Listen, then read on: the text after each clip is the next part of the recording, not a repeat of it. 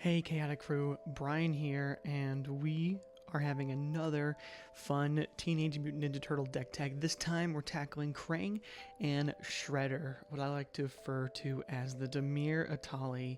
We've got the Shredder Science team here, and we're going to get right into this video, but first, I do want to let you know that this episode is brought to you by Manapool. It's a fast-growing marketplace for Magic the Gathering that makes buying and selling cards easy. Their optimizer helps you get the best value in buying cards, and the team is focused on making it a great experience for buyers and sellers alike. Also, want to mention that if you want your chance to win a free Teenage Mutant Ninja Turtles Turtle Power Precon, make sure to go to our Precon upgrade video that we uploaded last week, and make sure you do the specific comment in the comment section, and we are going to be announcing a winner of the giveaway in the US March 13th. That's Friday, March 13th at 9:30 p.m. Central Time on our Twitch channel, twitch.tv/chaoticcommandermtg. So, without further ado, let's dive into the Shredder Science team here. Krang and Shredder, the commander, right? 4 of anything, and then 2 hybrid mana Dimirs. And it's a legendary Utrom human ninja. It's a 6/7. And whenever Krang and Shredder enter or attack, each opponent exiles cards from the top of their library until they exile a non-land card. So similar to the March of the Machines Etali, right? On enter, you're exiling, but you can't cast it quite yet.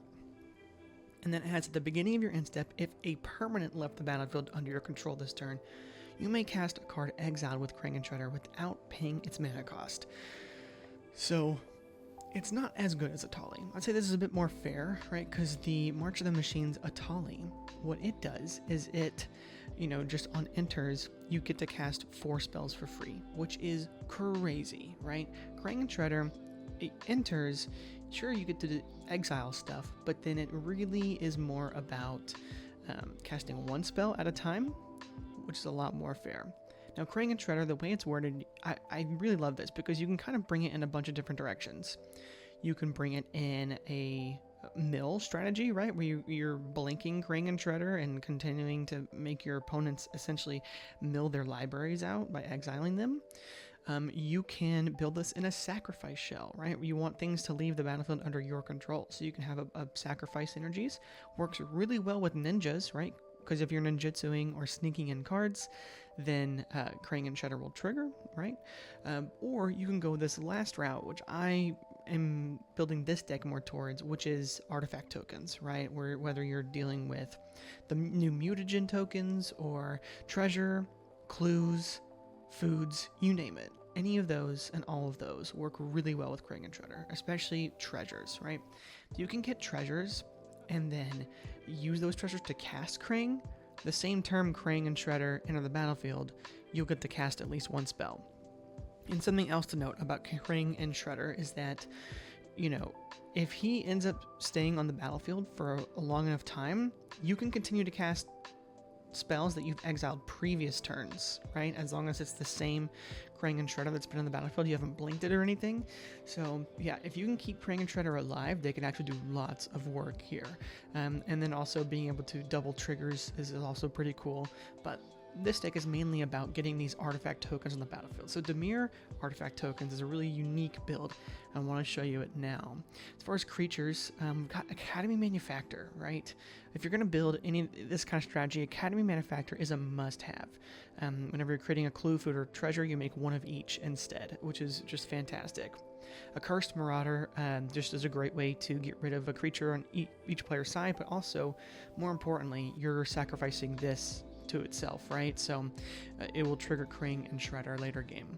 Baleful Strix is a great blocker that will draw you a card, right? Just really great to have in the deck.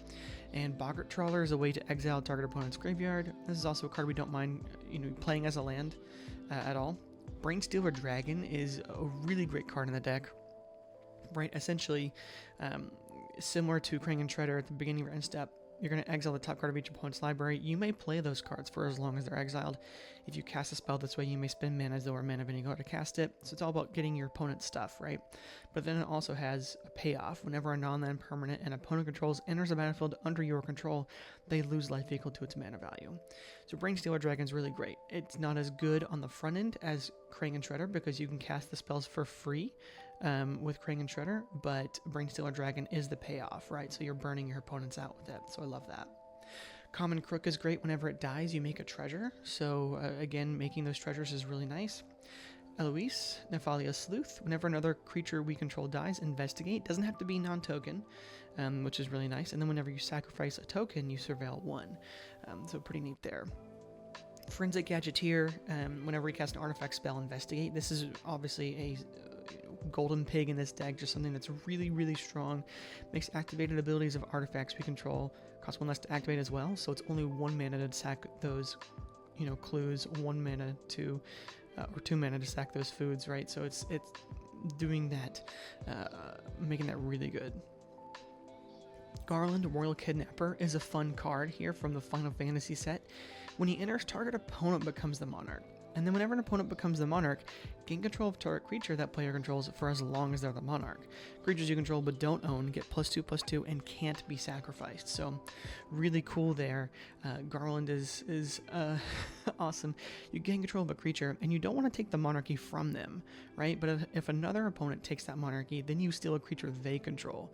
So Garland definitely eats a lot of hate from your opponents because they don't want to give their stuff up. But then as soon as he dies, you can take the monarchy and you don't have to feel too bad about it.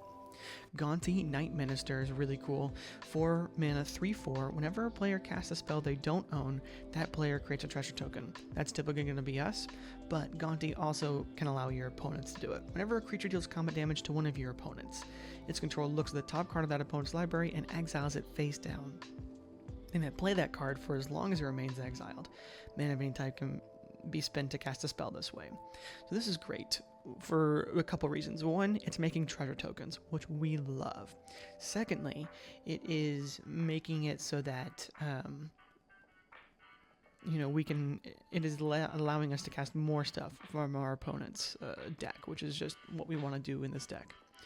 Grima, Saruman's Footman, can't be blocked, is a 4 mana 1/4, and whenever he deals combat damage to a player, that player exiles cards from the top of the library until they exile an instant or sorcery.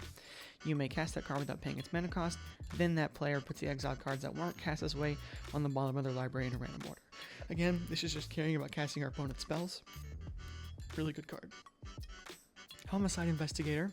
Whenever one or more non-token creatures you control die, investigate. This ability triggers only once each turn.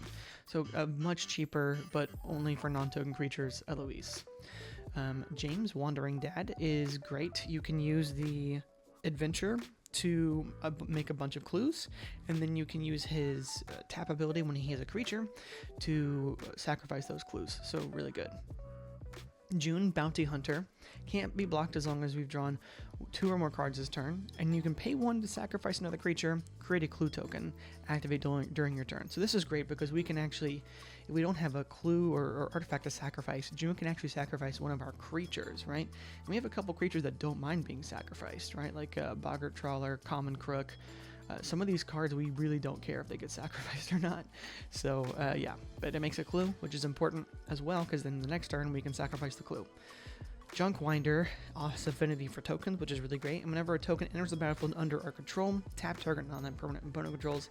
It doesn't untap during its controller's next untap step. Junkwinder can get a bit toxic. We're not making too many tokens a turn, so we're just putting down a couple things every turn with this is out. This is not like in a Tivit deck where you're tapping down your opponent's whole board.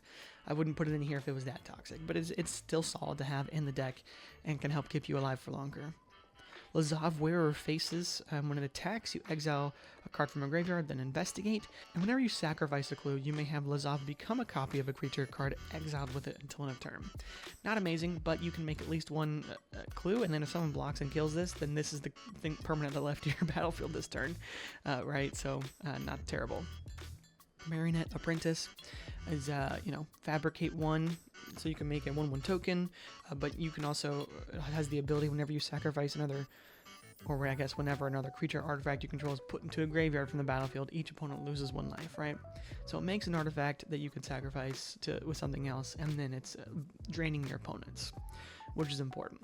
Nadir's Nightblade. Whenever a token you control leaves the battlefield, each opponent loses 1 life, and you gain 1 life, right? So a little bit life gain there, not bad to have. Ornithopter of Paradise, great, mana dork for Dimir, which struggles on that.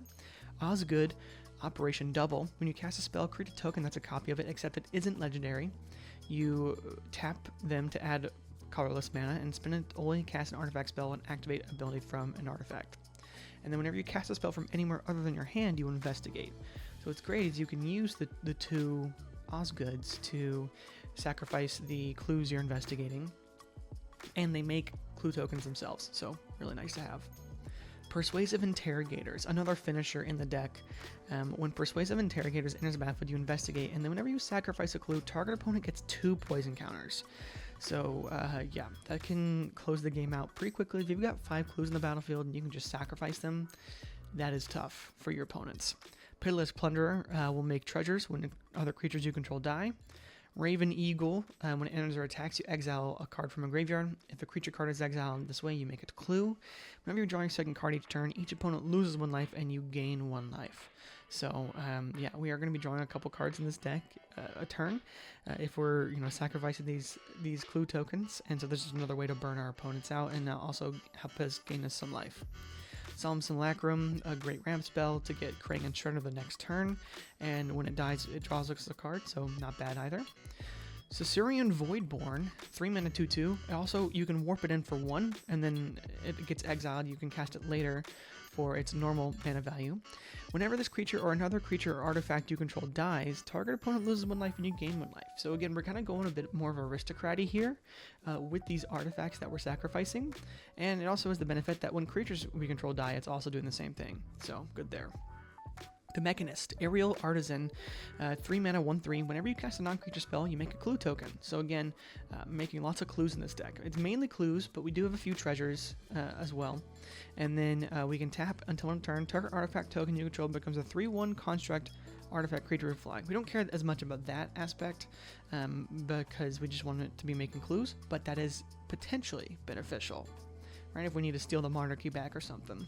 Treasure Dredger is nice. You can pay 1, tap it, pay 1 life, and make a treasure. So obviously these treasures will help fuel us on future turns, and for when Krang and Shredder are out, it's just very helpful. Warren Soul Trader, you can pay 1 life, sack another creature, and you make a treasure. That's pretty great in this deck. Yeah, having that free, not free, you're paying 1 life, but essentially free sack outlet. And then Ishtola Rule, last creature of the deck. Beginning of your end step, exile a target creature you control, then return it to the battlefield under its owner's control. So this is already doing Krang and what Krang and Shredder wants, right? Blinking it, so it removes a creature from the battlefield, and then when it re-enters, you get the Krang and Shredder trigger to exile something, and then you can cast one of those spells for free. Keep in mind, though, that if you exile Krang and Shredder, to get the new Krang and Shredder trigger, you can't cast any of the previous spells exiled by Krang and Shredder, because that your commander then enters in essentially as a new card. So you can't do that. But really strong in the deck, and then it also, at the first instep of the turn, you get an additional instep, so you get to do it twice. Really strong card, really strong card. And then sorceries, right? We've got a good amount of sorceries here. The thing is, there are some cards that care about casting non-creature spells. A lot of those are going to be artifacts in here. Sorceries are pretty big in this instance, right? We've got Blasphemous Edict, Blood Money, and Toxic Deluge as some board wipes. But we've also got like Lich Knight's Conquest, which is really great for sacrificing a bunch of different artifacts and tokens that we want, right? This is sort of the easiest way to end the game with Persuasive Interrogators, and the plus side is we get to get a bunch of stuff out back from our graveyard when we do this. So typically we're sacrificing 2 or 3 things, maybe getting 2 or 3 things back, so not bad. Breach the Multiverse is fantastic in here, right? We're milling our opponents for 10, ourselves as well, and then we get a free creature from everybody, so it just kind of fuels our game plan. And then Dream Harvest is also fantastic. We are essentially casting 1, maybe multiple spells from each opponent for 7 mana, so that's a very, very good value for us. Instance, Arcane Denial, right? We're running Negate, we're running Spell Swindle, right, as this counter spell. We're making treasure tokens when we counter a spell this way. It costs 5 mana, but it's worth it. And then Sudden Substitution, is really, really cool. You exchange control of target non-creature spell and target creature. then the spell's controller may choose new targets for it. So we are essentially giving them a token or, you know, a small creature of ours, maybe something that we stole from them in the first place, and we get to cast a spell that they're casting. So it's good protection, but it's also, you know, just a really solid way to show dominance. We've also got Sink into Stupor as a semi-counter spell, or also like maybe a bounce spell, right? Soul Shatter, Withering Torment, Overkill as removal. Then we've got Deadly Dispute. We can sacrifice one of our artifacts or maybe a small creature we have. Draw 2 cards and make a treasure. So very good in the deck here. Essence Flux can blink, you know, our commander or blink something else. Typically it's going to be our commander, right, to protect it, and then it'll also trigger itself. Dark Ritual is just a great way to get our commander out earlier, but also a lot of our cards are black, right? So this can help get a lot of our cards out earlier. It can help us cast Breach the Multiverse or something like that. Artifacts, we do have a lot of artifacts here to go over. Arcane Signet, of course. Blacknerd's Everfull Purse is a really great card here. This card, playing it early, is going to make everyone love you, right? And you make treasures in the deck, which is just fantastic. We also have Conjurer's Closet to blink our commander, so really nice there. You can stack the triggers and do it so that you can cast a spell. Demonic Junker is just great removal, and it's obviously also a non-creature. Felwar Stone, Inspiring Statuary is great, right? As we're making a bunch of these artifact tokens, they can help cast all of our other spells. Solar Transformer, Talisman of Dominance. Those are the normal, you know, ramp spells here. We've also got 500-Year Diary. It costs 4 mana, but you tap it and add blue mana for each clue you control, which is a lot, right? We might have 3 or 4 or even more, right? So this is going to be really great here. Isle of Oblivion can draw us some cards. Lightning Greaves, of course, to protect our commander. Swiftfoot Boots to do the same thing. Tarian's Journal is great. It can sacrifice an artifact or creature to draw a card, right? So we don't have to pay the 2 to sacrifice the clues. We can just tap Tarian's Journal, and then you can transform it, but you're really not going to be doing that a whole lot. It's mainly for the front half. Vat of Rebirth, also, whenever an artifact or a creature is put into a graveyard from the battlefield, you put an oil counter on Vat of Rebirth, so that's really good. And then pay 3 mana, tap it, remove 4 oil counters to return a creature from your graveyard to the battlefield as a sorcery. Just honestly fantastic. And then Worldwaker Helm is really great in this artifact token strategy deck because it's going to make those many tokens plus an additional map token whenever you make any tokens. So, and then you can pay 2 and tap it to essentially populate one of your artifact tokens. So that's really great. And then 3 enchantments. We do have Black Market Connections, makes treasures, draws us cards. It can make us blockers. Typically, we're not going to go that far. Losing, 2 or 3 life a turn is not, that's kind of the max. We want to be losing. We don't have a ton of life gain. We have a little bit of drain, but not a bunch of life gain. Obsessive Pursuit. When this enchantment enters at the beginning of your upkeep, you lose a life and you create a clue token, which is fantastic here. And then whenever you attack, you put X +1/+1 counters on target attacking creatures, where X is the number of permanents you sacrificed this turn. If X is 3 or greater, that creature gains lifelink. So this is a way to help gain us some more life, yeah? We will be sacrificing some treasures and whatnot to get things out. Obsessive Pursuit is really solid in this deck and definitely a heavy hitter. And then Virtue of Persistence, right? As we're, our commander's exiling cards, but as those creatures that we get die or anything like that, we can use Virtue of Persistence to get them back out or get other creatures that our opponents cast from their graveyard back to our battlefield. And then we've got a good amount of lands. Archway of Innovation is great to help our clues and treasures help cast our creatures. And then we've also got Habangul Laboratory. Helps us investigate, and then if we sacrifice 3 or more clues, you have to transform it into a different land, but it returns a creature from your graveyard to the battlefield. When the creature put in the battlefield leaves the battlefield, then you transform it back to the other one, so it kind of works both ways. We're also running Secret Passage from the clue set because it can investigate, always helpful there. And that's pretty much it. Fountain Port is also fantastic, and Demolition Field can be some, land removal here to have, just so we're not, without a paddle if you need it. But yeah, really fun deck here. Let's give it a play test. All right. Only swamps. Probably not the play. We'll restart. Okay.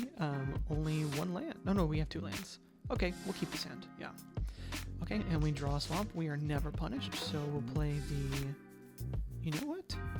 We could do Dark Ritual into Black Market Connections turn 1. That would be pretty good. Yeah, honestly, I think that's the play. Dark Ritual, Black Market Connections. Here, let's, No. Okay, never mind, we're not doing that.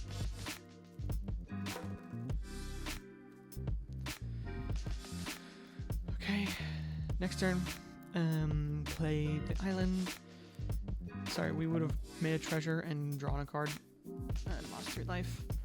Okay, we play the island, tap 2 for the talisman, and then I don't think we want to use the treasure. Not that we even can. All these are 3 drops. That's funny.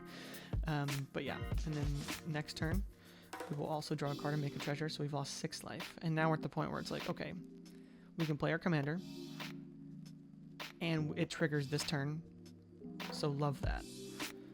We could also, instead of playing our commander, play Inspiring Statuary, and then also cast another spell, like the Voidborn, which will help us gain back some of the life that we're losing, right? I think that's the play, and then we... Right, so tap 3 for Inspiring Statuary, and then tap black, and then the 2 treasures we have, Force Assyrian Voidborn.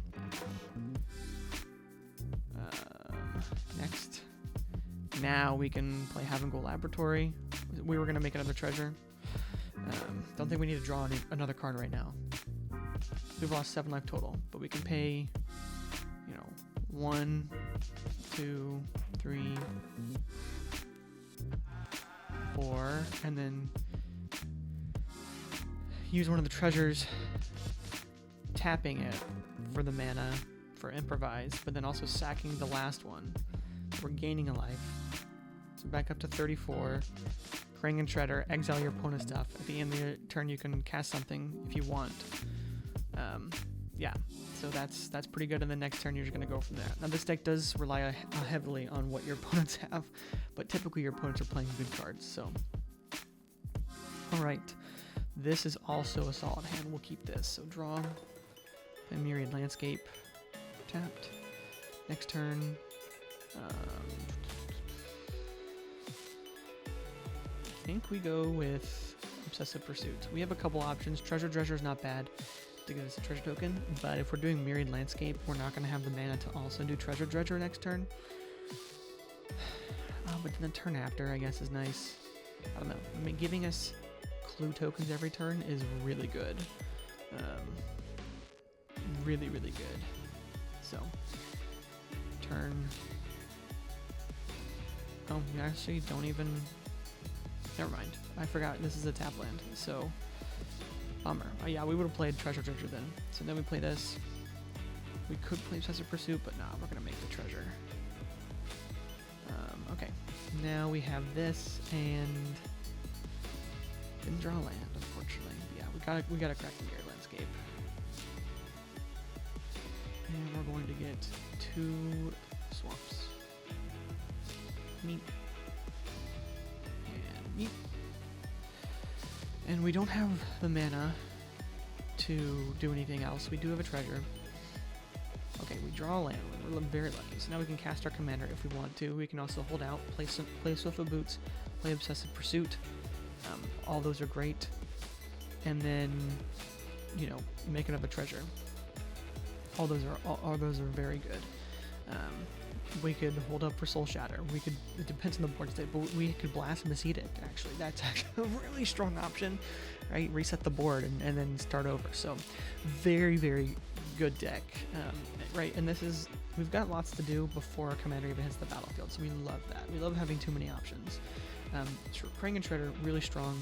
Make sure that if you're in the US and you want a free Turtle Power Precon to check out our previous Precon upgrade guide, and then like this video if you enjoyed it, subscribe to the channel so you don't miss out on any of our future giveaways or other deck techs, and become a channel member for an extra shot into each of our giveaways, right? That's a really great way to give yourself an extra entry. But I enjoyed making this deck. Hope you enjoyed it too, and I'll see you next week. Bye.